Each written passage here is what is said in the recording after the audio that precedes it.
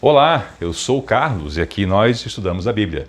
Evangelho de Mateus, capítulo 26, verso 14. Continuamos nosso estudo sobre aquela semana tão crucial para o Evangelho, a semana em que Jesus foi entregue em nosso benefício.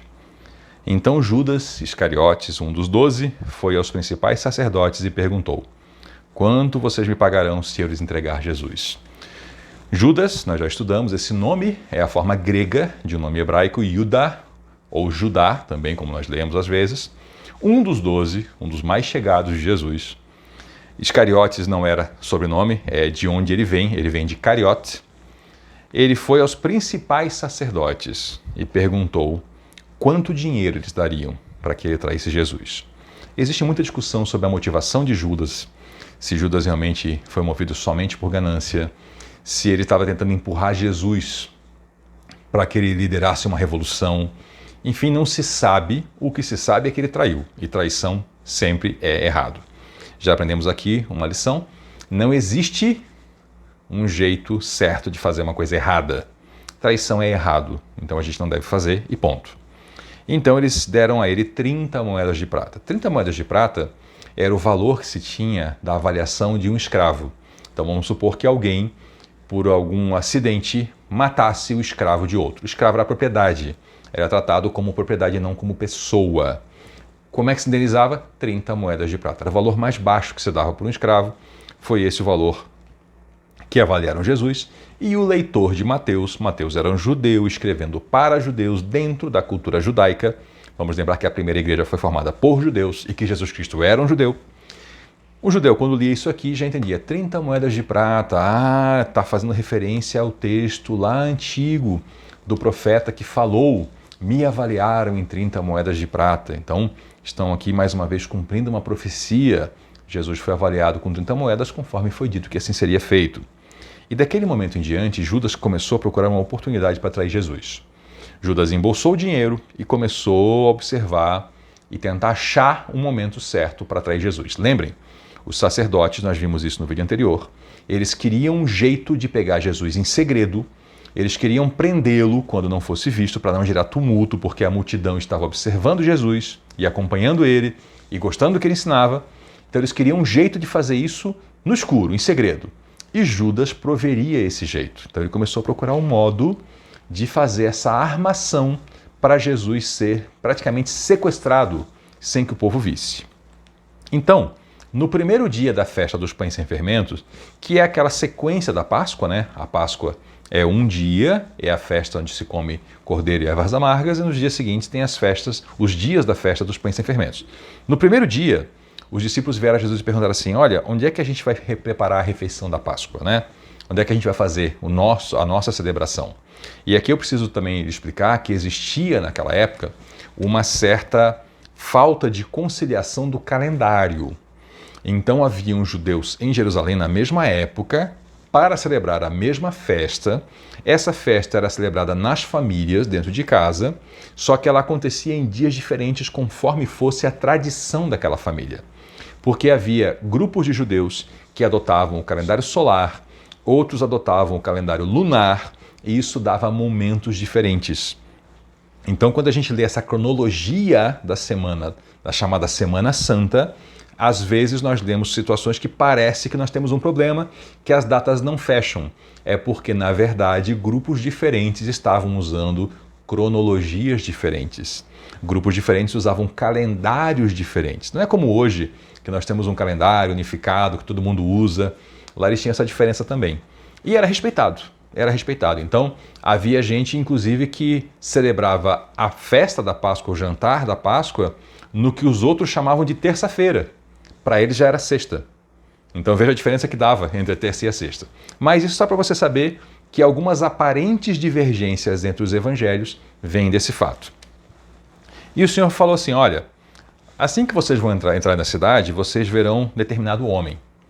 E digam para esse homem: olha, o mestre falou para você, está dizendo para você, chegou a hora e eu quero comer a refeição da Páscoa na sua casa com os meus discípulos. Eles foram e fizeram como Jesus tinha falado e lá prepararam então a refeição da Páscoa. Quando anoiteceu, Jesus já estava à mesa com os seus discípulos. Aqui também, queria dar uma explicação, essa cena ela é muito diferente daquela cena clássica que nós temos da Santa Ceia, conforme nos foi pintado por Leonardo da Vinci. Um quadro belíssimo, uma cena belíssima, mas historicamente não está adequado. Primeiro porque eles não sentavam em cadeiras em torno de uma mesa como nós sentamos. Aliás, aquele quadro eles nem estão em torno de uma mesa, estão todos do lado de lá da mesa. Na verdade, aqui as mesas eram muito mais parecidas com a letra U, né, em formato de U, e as pessoas ficavam sentadas no chão, muitas vezes reclinados em almofadas, e não exatamente sentados como nós fazemos nos dias de hoje, mesmo quando sentamos ao chão. Então, era uma cena bastante diferente daquela.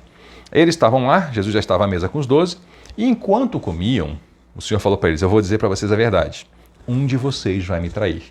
Isso é um tremendo do impacto.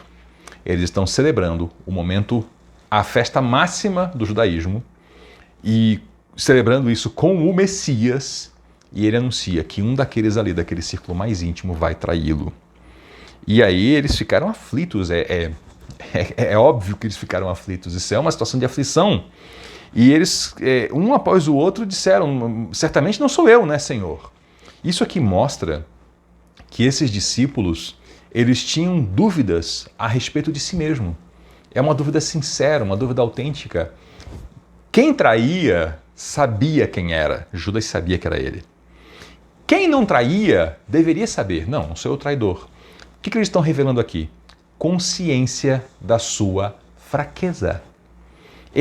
Cada um deles tem medo de ser o traidor. E isso é interessante porque vai contrastar muito com algo que eles falam um pouquinho mais à frente nesse mesmo jantar. Guarde isso. Aqui eles revelam um medo de ser fraco, um medo de se tornar o traidor. E o Senhor falou: olha, um de vocês que acabou de comer comigo da mesma tigela vai me trair. Eles tinham uma tigela onde eles faziam uma espécie de um molho para dar, vamos dizer assim, uma aliviada nas ervas amargas. Então era costume molhar aquelas ervas ali e comer. E o Senhor falou: olha, um de vocês que fez isso comigo vai me trair. E isso tornava essa traição mais vil ainda, porque nessa tradição desse povo e de muitos povos, o comer junto era um sinal de intimidade, de amizade. Então, assim, torna a traição muito pior. Agora, comer da mesma vasilha, molhar o seu pão ou as suas ervas na mesma vasilha, faz a coisa ficar muito pior, né? E essa vasilha era usada para isso, tanto para molhar o pão, nós lemos em outro trecho, né, aquele que molha o pão na tigela, como também aquelas ervas amargas. Então isso deixava tudo muito mais vil, esse momento de traição. E o Senhor falou: olha, o Filho do Homem deve morrer. Filho do Homem já vimos, né, uma expressão antiga lá do Antigo Testamento, usada para designar o escolhido de Deus, o Salvador do mundo. Filho do Homem deve morrer, como as Escrituras declaram há muito tempo, isso foi previsto. Mas que terrível será para aquele homem que o trair. Para esse homem, seria melhor não ter nascido. Realmente, trair o autor da vida era melhor não ter existido. Então Judas, aquele que o trairia, também disse: certamente não serei eu, professor, rabi, mestre, né? Essas palavras são usadas conforme a sua tradução. E o Senhor Jesus respondeu assim: você que está dizendo. É como você diz, tu o dizes. Judas sabia, ele estava tramando o tempo todo ele estava buscando ocasião para entregar Jesus. Então, o Senhor, enquanto eles comiam, né, tomou o pão e o abençoou, em seguida deu em pedaços aos discípulos e falou: tomem e comam, porque este é meu corpo. Peguem e comam, este é meu corpo. E aqui ele instituiu a Santa Ceia, prática adotada pelos cristãos, e que é repetida semana após semana em todo o mundo para celebrar a vida de Jesus, para celebrar a memória da sua morte até que ele volte. Então ele tomou o cálice de vinho. Era costume que 4 cálices fossem partilhados naquela ceia de Páscoa. Então se enchia o primeiro cálice, havia uma bênção, o cálice era passado, enchia o segundo, havia uma bênção. Normalmente se atribui na história cristã que esse aqui foi o terceiro cálice, que ele teria feito a bênção e distribuído. Ele falou: cada um beba desse cálice, porque é meu sangue que confirma a aliança. Porque a aliança, pacto, acordo, era selado com sangue. Era morto um animal e derramado o sangue para selar esse pacto. Foi assim desde o Antigo Testamento. E aqui ele fala: esse é meu sangue que confirma esse pacto. Ele é derramado como sacrifício para perdoar os pecados de muitos. Prestem atenção ao que lhes digo. Não voltarei a beber vinho até aquele dia em que com vocês beberei vinho novo no reino do meu Pai. O Senhor instituiu aqui a ceia, distribuiu o vinho. Se é o terceiro cálice realmente, conforme diz a tradição, ele não tomou o quarto, porque ele falou, preste atenção, eu não vou mais beber vinho até que eu beba com vocês, naquele dia, lá com o meu Pai, o vinho novo. Assim ele nos anuncia a redenção. Nós vimos várias vezes no Evangelho de Mateus Jesus anunciando o julgamento, mas ele também anuncia aqui que há algo depois do julgamento, que há algo depois daquele período. Há a redenção, há a plenitude das coisas, onde ele beberá vinho novo conosco, no reino do Pai. Então eles cantaram um hino e saíram para o Monte das Oliveiras. Jesus ia muitas vezes àquele monte, eles tinham vindo de lá, onde ele deu várias explicações para eles, foram a Betânia, vieram para Jerusalém, entraram na cidade, celebraram a sua ceia pascal, e aí então cantaram um hino, como era costume nessas celebrações, e voltaram, saíram para o Monte das Oliveiras, que é pertinho de Jerusalém. Então um texto aqui riquíssimo, com belos detalhes. A nossa tradição de ceia cristã, pelo menos na maior parte das igrejas cristãs, não vem deste texto aqui, vem de um texto mais tardio, que foi escrito pelo apóstolo Paulo, onde ele traz certos detalhes que não estão aqui, então enriquece um pouquinho mais a cena, mas é tudo baseado nesse momento em que Jesus deu um novo significado para aquela cena já tão antiga e tão bonita, onde se celebrava a libertação da escravidão do Egito. Aqui ele nos ensinou a celebrar a libertação da escravidão do pecado. Muito obrigado por nos acompanhar até aqui. Eu sou o Carlos e aqui nós estudamos a Bíblia. Até a próxima.